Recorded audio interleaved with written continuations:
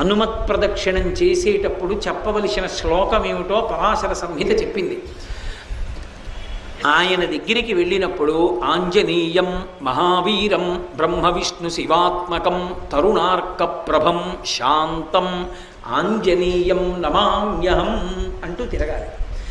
పరమ మౌనంతో ఆ శ్లోకం ఒక్కటి చదువుకుంటూ గర్భిణి స్త్రీ ఎలా తిరుగుతుందో అలా తిరగాలి.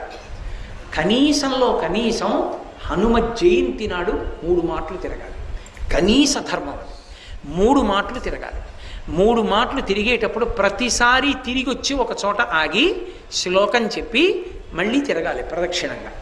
అలా 3 మాటలు తిరిగితే, అందుకే నేను మీతో పరమ సత్యం చెప్తున్నానని జ్ఞాపకం పెట్టుకోండి. ఎంత ఉద్వేగభరితమైన పరిస్థితుల్లో, ఎంత కష్టంలో ఉండనివ్వండి, హనుమత్ ప్రదక్షిణాలు చేస్తే మనస్సుకి శాంతి కలుగుతుంది.